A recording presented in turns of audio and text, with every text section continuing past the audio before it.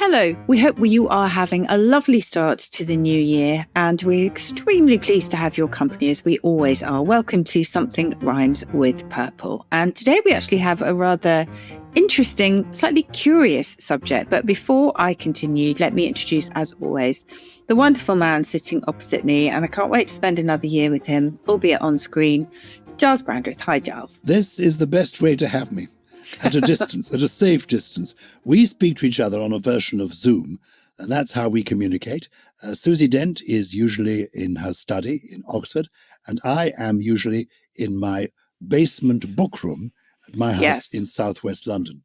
I love books, but I tell you something that maybe you don't know, Susie. I have lots of hardback books, and I have lots of paperback books, and my wife and I do something which some people don't approve of.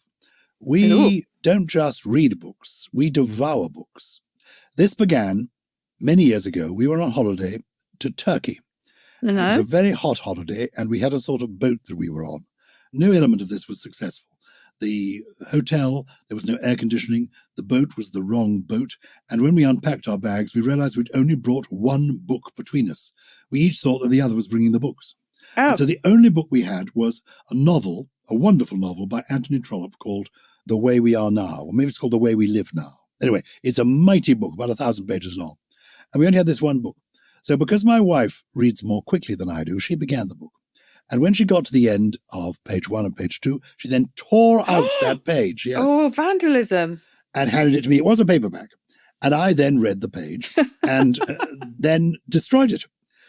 She then gave me the next page and the next page. And between us, we read the book together.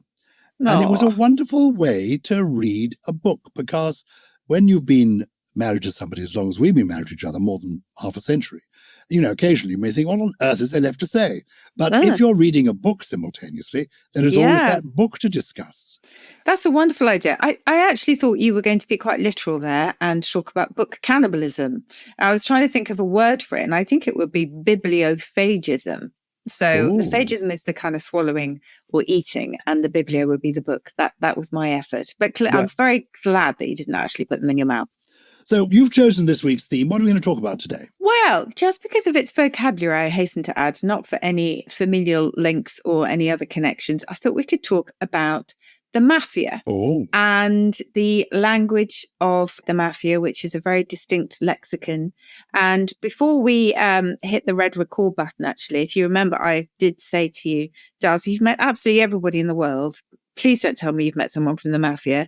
And you immediately said, oh, yes, I have. And then because we're recording this when Henry Kissinger had died quite recently, I said, did you meet Henry Kissinger? And you said, oh, yes. And I just still have to find somebody that when I ask that question, you haven't. Well, I've been very fortunate to meet a lot of people. And I did meet the late Dr. Henry Kissinger, controversial figure, because when he died a little before Christmas, you may recall, some people, world leaders, people ranging from Vladimir Putin to Tony Blair, saluted him as the great diplomatist.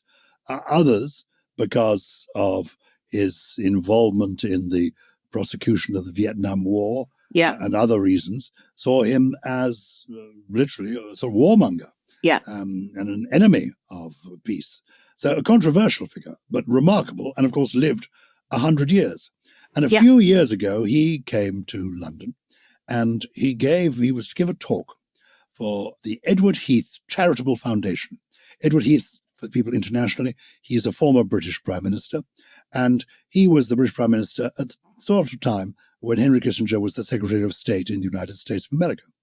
And there was a wonderful evening held at the banqueting hall in Whitehall, just opposite 10 Downing Street, where Dr. Kissinger was to be interviewed by John Major, the former British Prime Minister, about his life and career and about world diplomacy.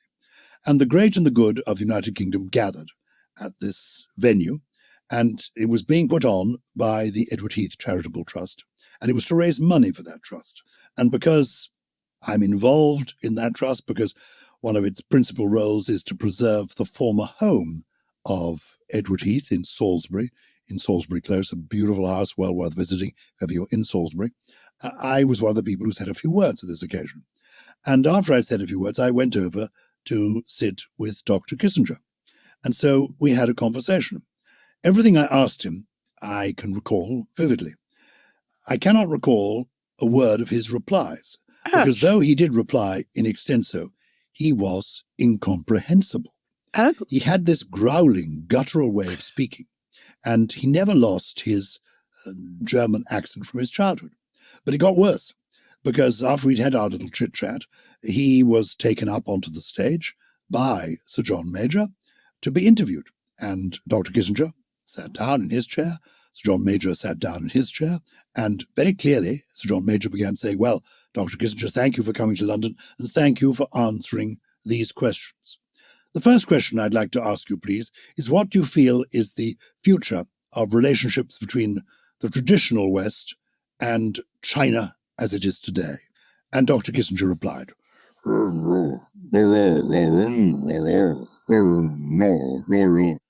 thank you, Dr. Kissinger, said John Major, and then he went on to the second question. Now, what's intriguing is that this lasted for 40 minutes. And the great and the good Was of the everybody United looking Kingdom, at each other? Or did... we didn't know what to do. We sat on the edge of our seats straining.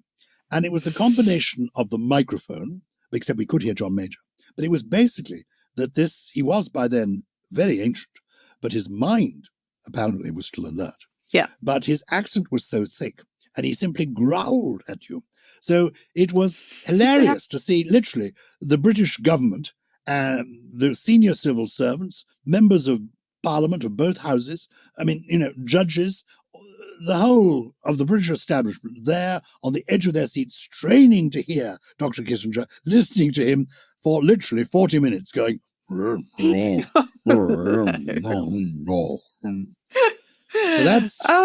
that's my night with Henry Kissinger. Well, thank you. I'm going to ask you about the mafioso that you met a little bit later, actually, because I think we should kick off, shall we, with the language. Let's get into some comprehensible language, please.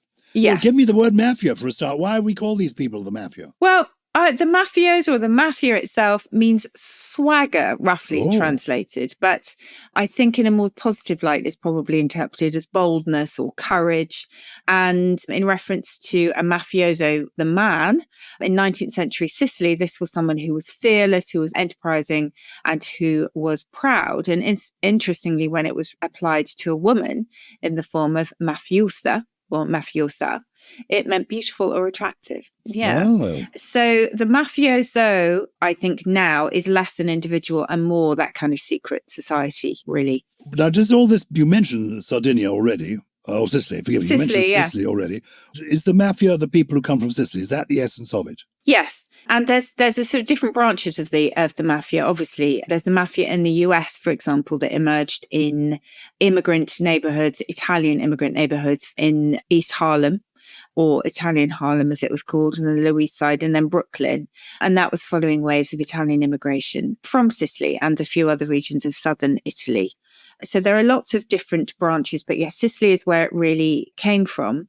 And I'm going to actually kick off. I mean, you mentioned mafia, obviously, that's a really important one, but I'm going to talk about the emotion that they live or die by, which is omerta. And that is a blood oath, really, of allegiance. And it's a fundamental ethic in them. And omerta essentially dictates that no mafia member should ever betray information about any crime to the authorities, no matter, in fact, if it's committed by a brother or an enemy. And without exception, the penalty for breaching this omerta, this oath, is death.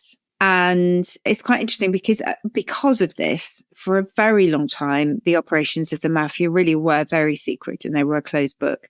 But in 1963, I don't know if you remember this, it all changed when someone called Joseph Valachi, who worked for the mob boss Vito Genovese, he agreed to testify before the Senate. And so he was breaking this code. Omerta itself probably emerged as a more general code, it's thought, amongst criminals or outlaws in the 19th century. And this is when, historically, the kingdoms of the two Sicilies was collapsing. And essentially mercenaries, Italian mercenaries, were beginning to form these private armies. And it's really from those organized clans that the Mafia emerged. And again, the principle amongst these uomini d'onore, these men of honor, was that any crossing of the line between the police and the criminal was the absolute betrayal. And it may come actually from a Spanish word, hombredad, meaning manliness. So, yeah, so it's just absolutely central to our understanding and the lexicon of the Mafia. That's very intriguing. The omerta. And these words that we're using, are they used universally? I mean, would they count them now as English words, American words, or are they essentially still Italian words? Yeah, essentially still Italian, but I think I will check in the Oxford Dictionary, our current dictionary. I would have thought that it would be in there. While I'm looking, do you want to tell us your story about who you met? Well, over the years, I've met quite a few people in the sort of criminal underworld. I'm not quite sure how. And the people I got to know best were through, and these are not Mafia people, but they are, I mean, I've spent time in Sicily, where I did meet retired Mafia people, or rather, they didn't say they were Mafia people. People at the other tables or the waiters said, "Oh, he was Mafia," to make us excited. And so obviously I went over and introduced myself in case it was going to be Don Corleone himself. But it wasn't.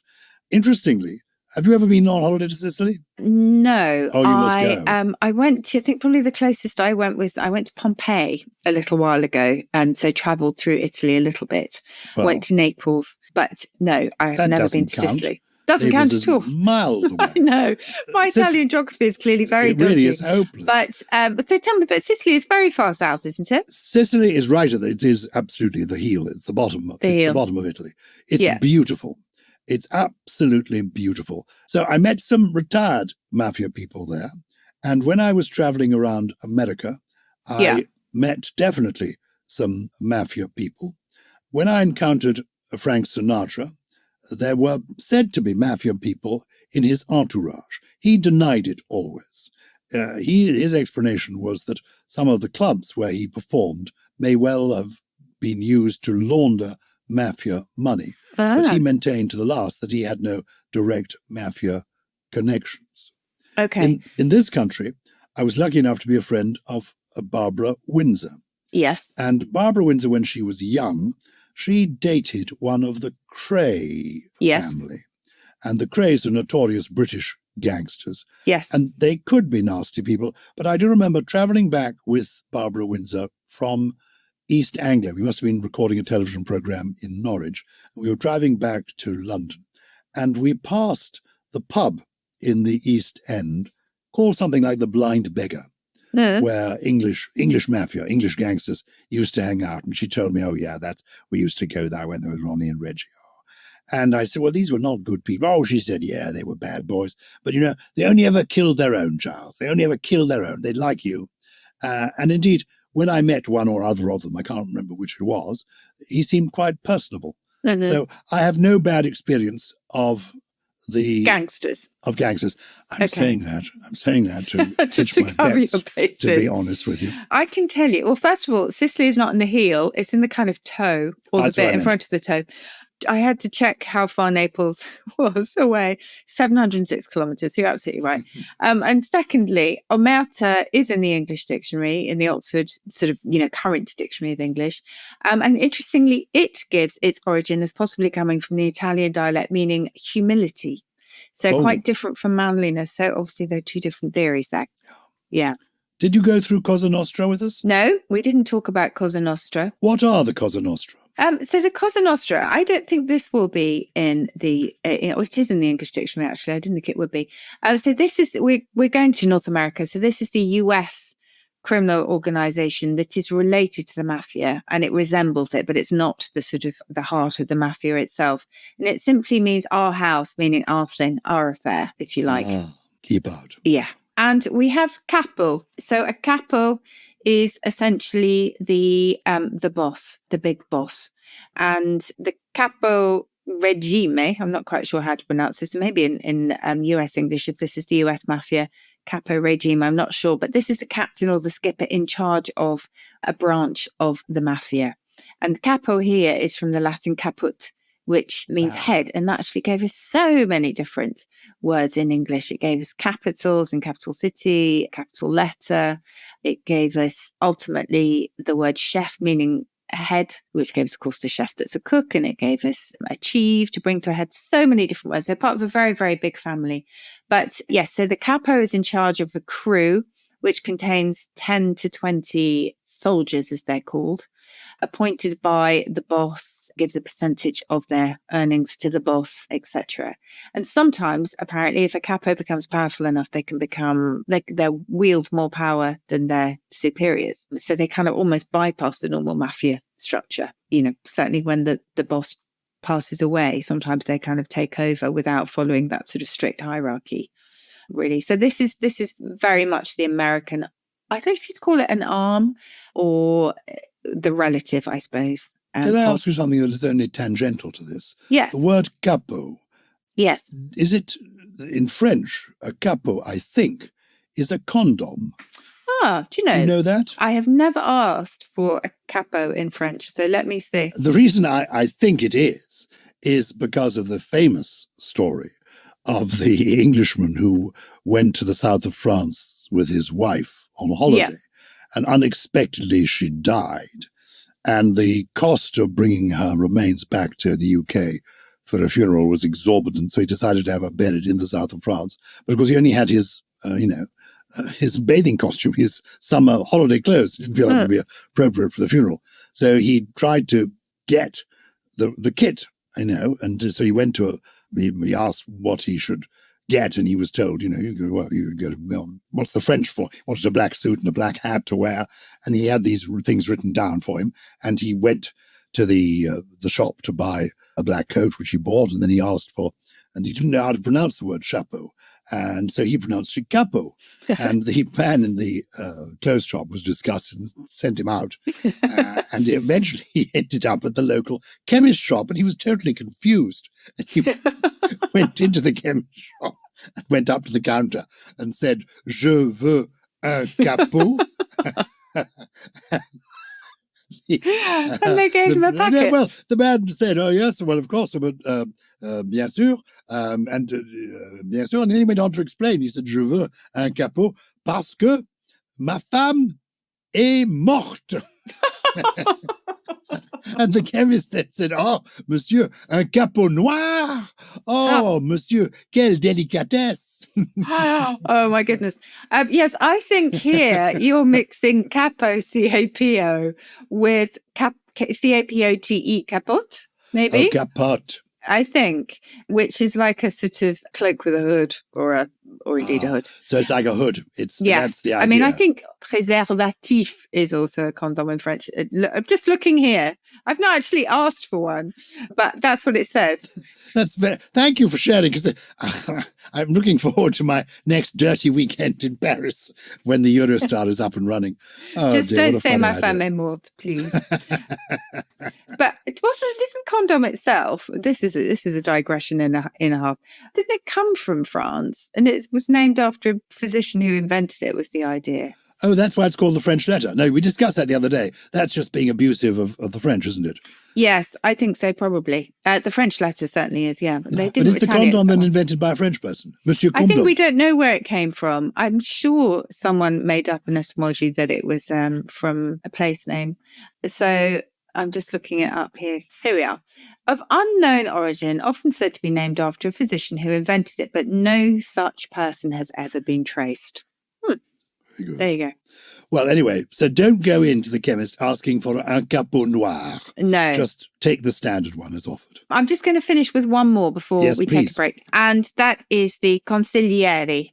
Oh, yes. And if you think of the Godfather novels, Mario Puzo, and the subsequent films, you will know the consigliere. It's essentially a high-ranking advisor to the boss.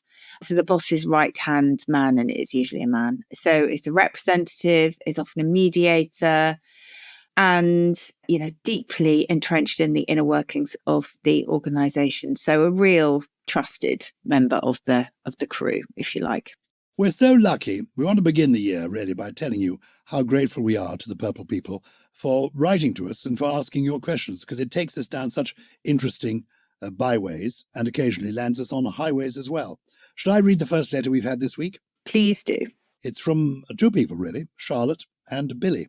It goes like this. Dear Susie and Gyles, thank you so much for such a wonderful podcast. It keeps me hugely entertained on many a late-night journey home from work. I also thought it worth mentioning that my partner recently bought Susie's, fabulous book for her. Interesting stories about curious words. It was bought for her birthday. That's lovely. And we spent a lovely few evenings delving into it. Thank you. Well done, Susie. Is the next paragraph maybe saying that she bought for her partner my book? There seems to be no mention of my book about the late Queen Elizabeth, an intimate portrait, which I think, Charlotte, given you're named after a former British Queen, it would be quite fun to have got him. Anyway, it's still available. Next Christmas. Be sensible. Let's go on with the letter. We were chatting this evening and my partner made up a word that was definitely not in the dictionary. I then jokingly said, Susie Dent would have your guts for garters. And that got us thinking, guts for garters. Where does that originate? Well, where does it originate, Susie? Yes. Okay. Well, I will tell you a little bit of a story here. So, first of all, guts are related to gout, believe it or not, because it actually comes back to a word, gut, meaning a drop. It's from a very old verb meaning to pour. It also gave us gutter, actually. And the reason is that we had a notion, or ancient medicine had a notion, that the intestines, your guts, were the seat of the emotions. And we continue that idea today when we talk about, I have a gut feeling, or they have a gut reaction. And so guts were really seen as one of the receptacles for the humours, which were these bodily fluids, if you remember, which were said to determine someone's disposition and also their overall health.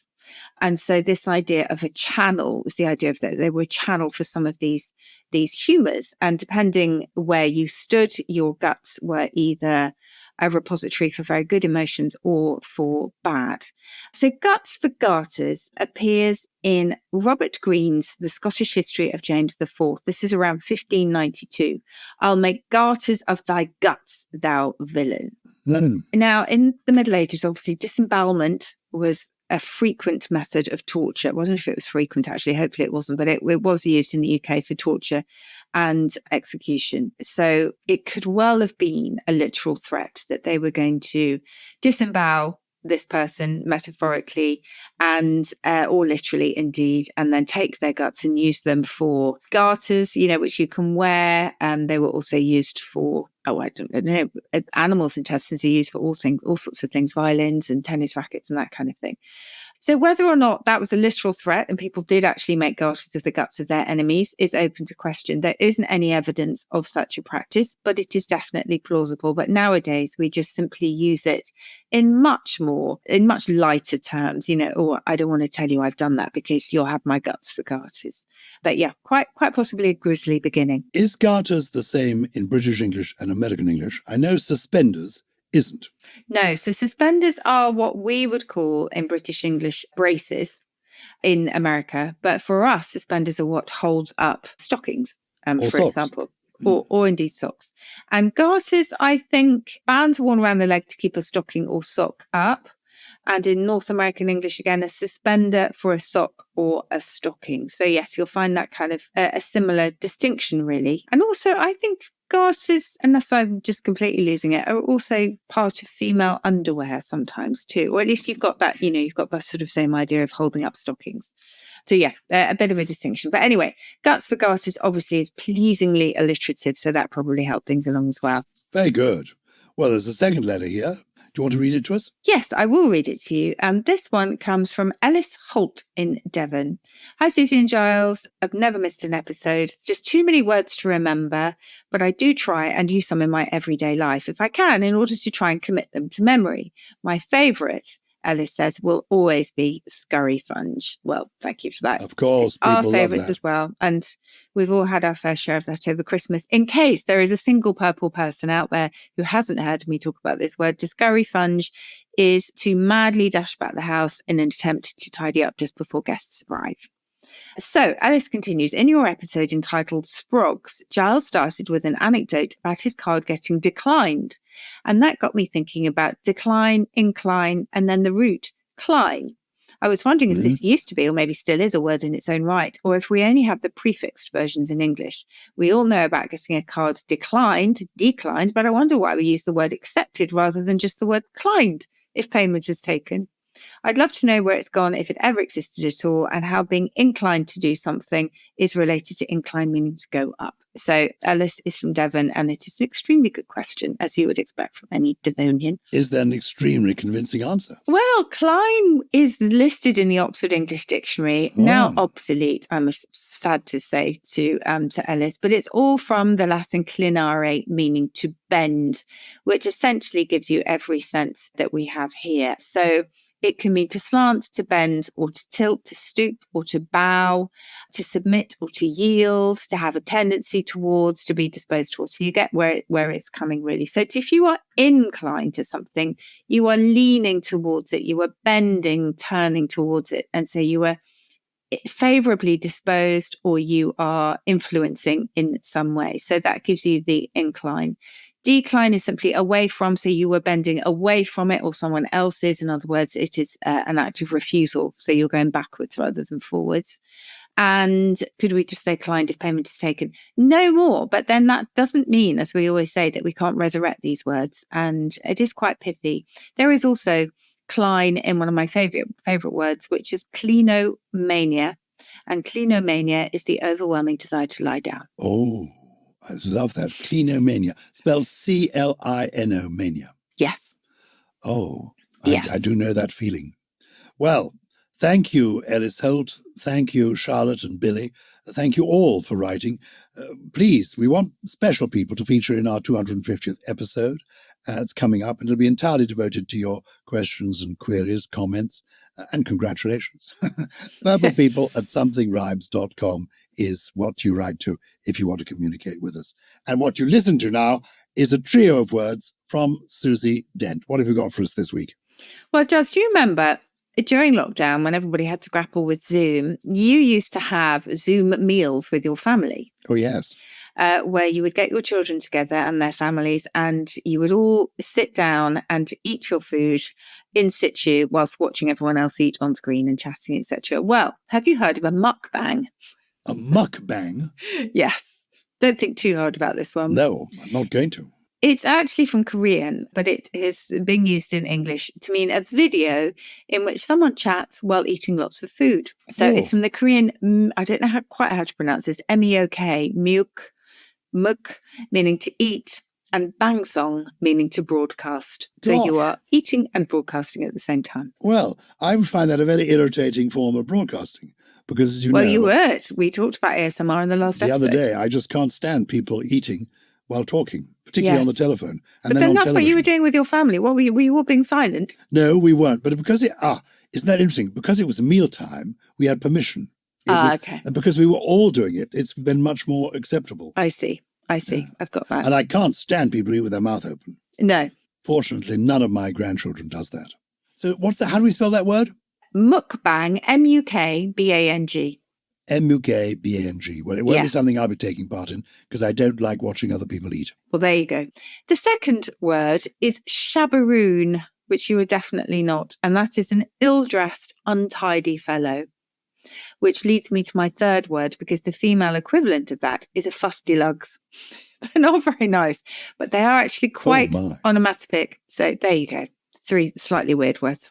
People, I think, if you're just starting the year with us, I suggest you keep a diary and every week make a note of Susie's 3 words and then try and slip them into your conversation. That is the only way to remember a word, I think, is to use it. Yes. Well, that's what Ella said, wasn't it, with Scurry Fund? Do you have a poem for us, Giles? Because that's another key feature. Yes, I've chosen a very short poem this week because it seemed appropriate. It's by an amusing poet who crops up quite a lot on social media. This is where I found his poems. This is where I found this one as well. It's a Mafia poem. It's called What Don Corleone Did Next. It's by Brian Bilston. What Don Corleone Did Next. Upon retiring from the Mafia, he wove aquatic mammals out of raffia. Let me tell you how I learnt this news. He made me an offer I couldn't refuse. Brian Bilston, I recommend to anyone. He's on Twitter and he does or X, he does his poems on there, but he's just very, very clever. He plays with words, which is what we love doing. He does. He absolutely does. Right. Well, thank you so much for your company today. It was a little bit of a whistle-stop tour, but it's always a starting point for us, the subject, isn't it, Giles? It just gets us talking about language in all its wonderful, wonderful guises and tributaries, etc. And we're really grateful to you for following us wherever you get your podcast. Please subscribe if you haven't already. You can find us on social media, and there is also the Purple Plus Club to consider should you be interested in ad-free listening and exclusive bonus episodes on Words and Language. Something Rhymes with Purple is a Sony Music Entertainment production. There is no Mafia involvement. It was produced by Nayadeo with additional production from Anna Newton, Harriet Wells, Chris Skinner, Poppy Thompson, and Ed Gill. Sorry, Ed. I don't know why I give your surname. It's this very punchy name, Ed Gill, and he's also wearing a very nice hat. It's also a measurement, isn't it, a gill? I think a gill is, yes. Well, let's drink to that.